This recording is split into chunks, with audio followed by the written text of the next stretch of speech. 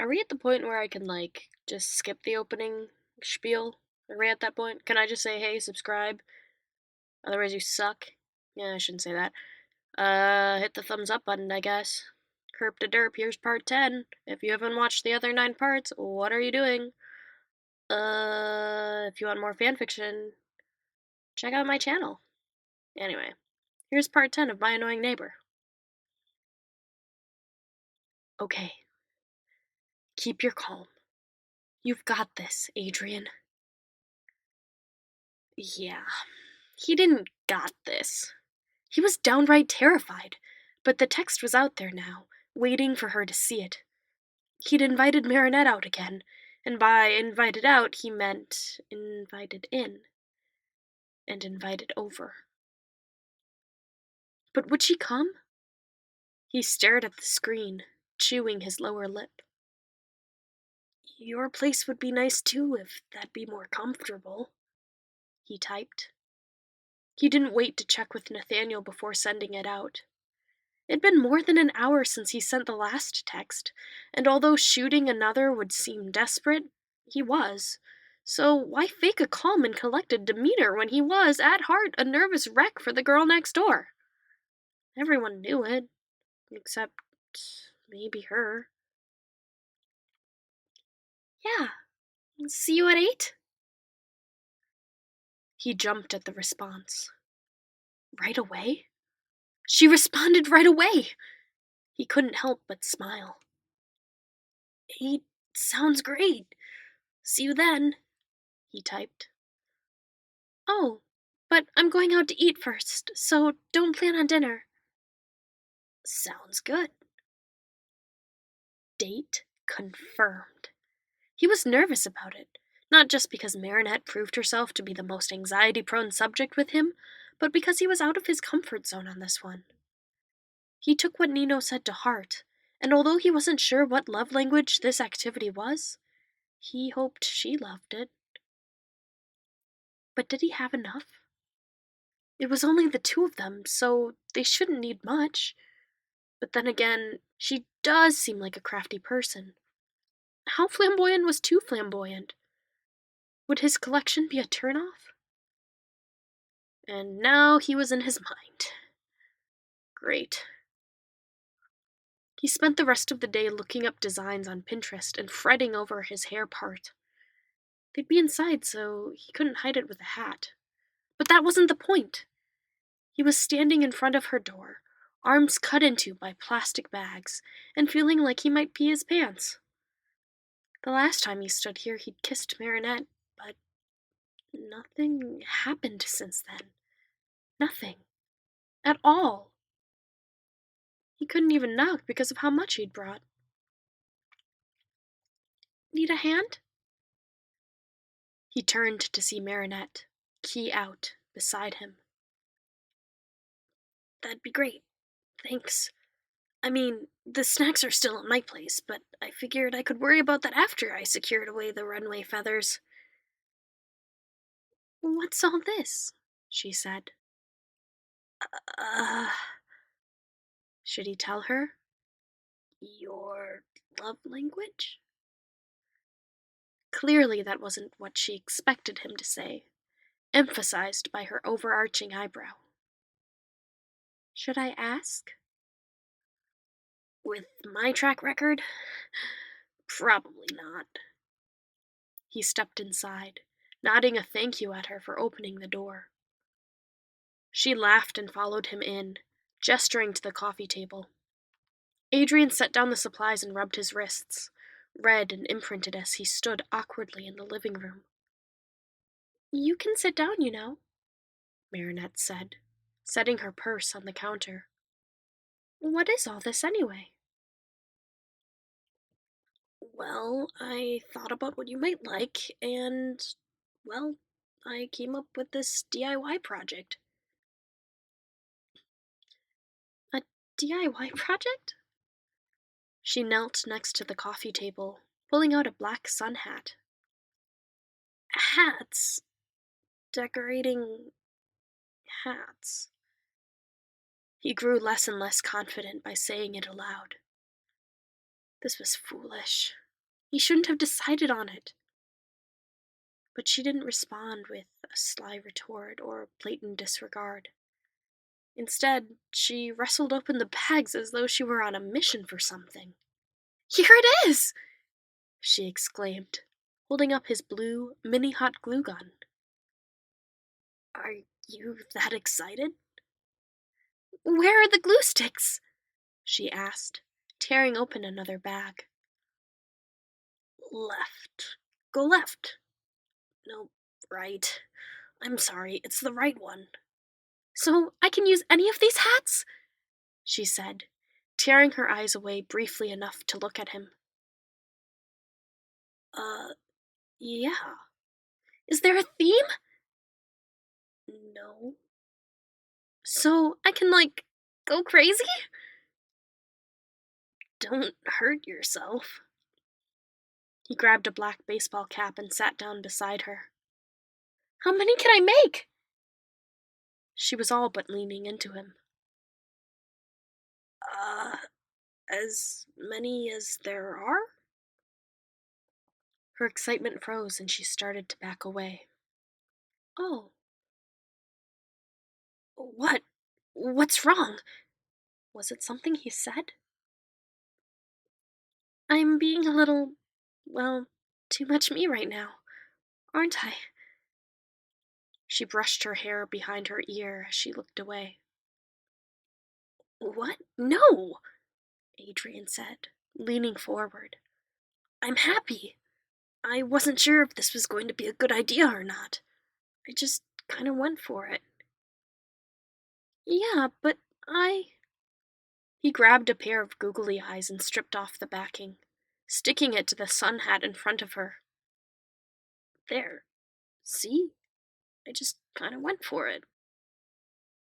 She stared at the hat, setting off alarms in his brain before slipping into giggles.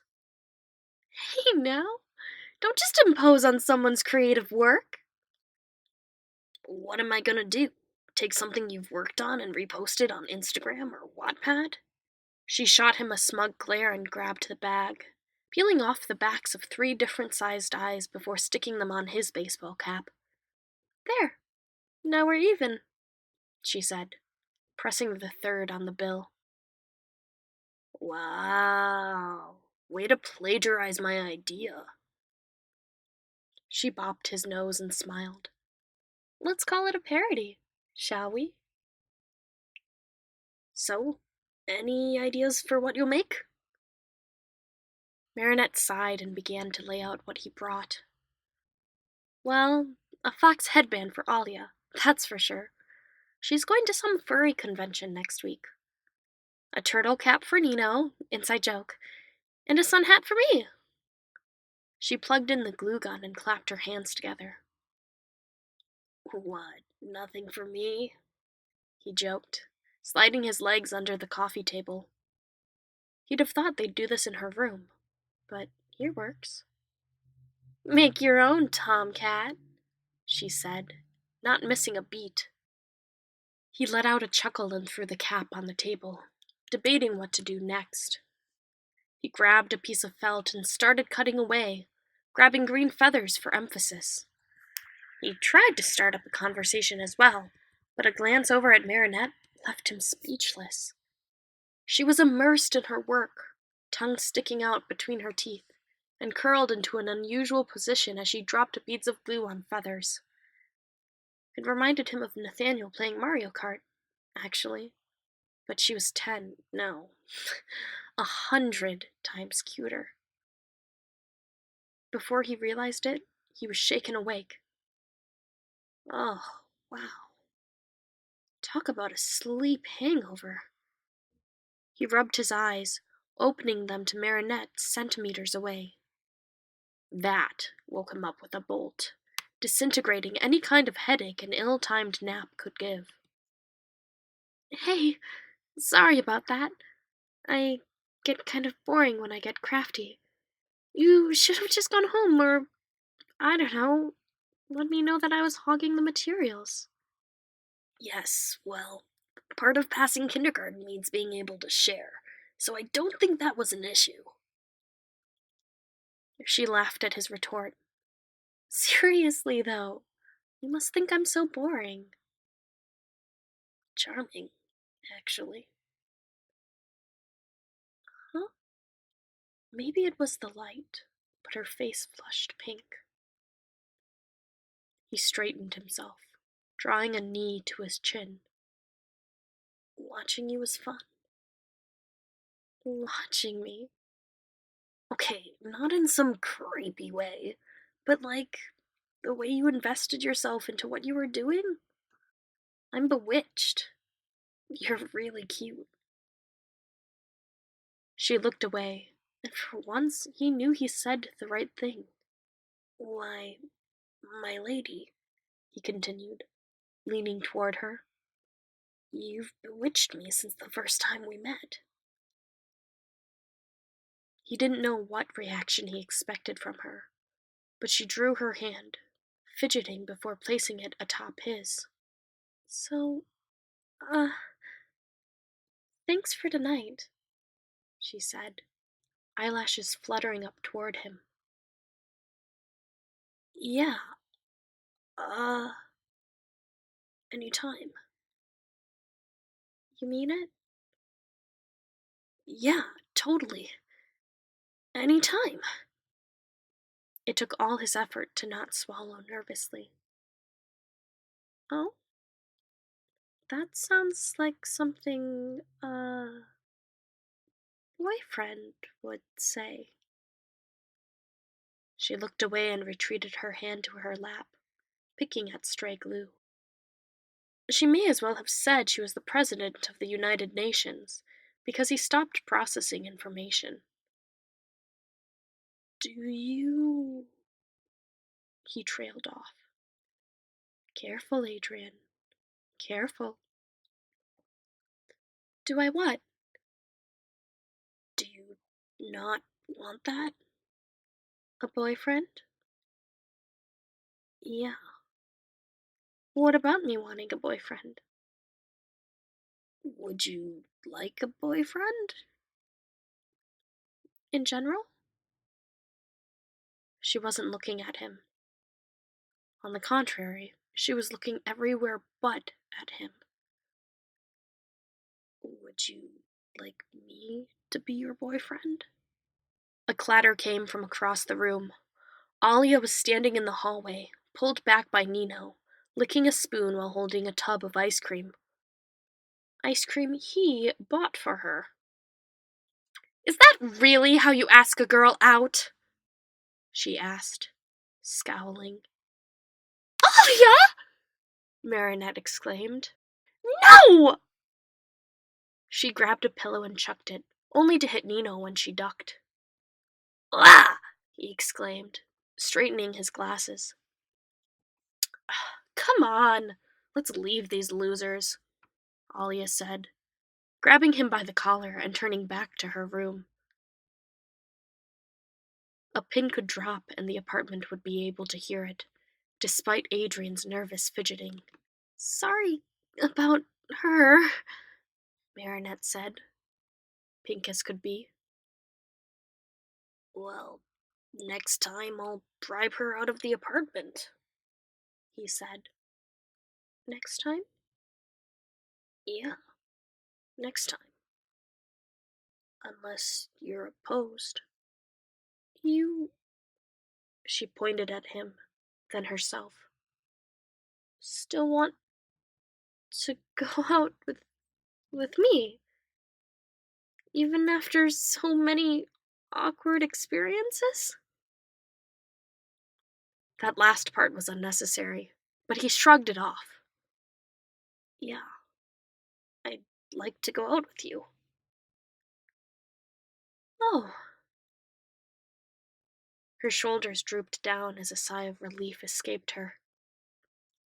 As your boyfriend, if you'll have me. Her eyes widened before she bit her lip. Well, take care of me, and I'll do my best to take care of you. Great. Great. What more was there to say? So, dinner tomorrow? Oh, I'm busy.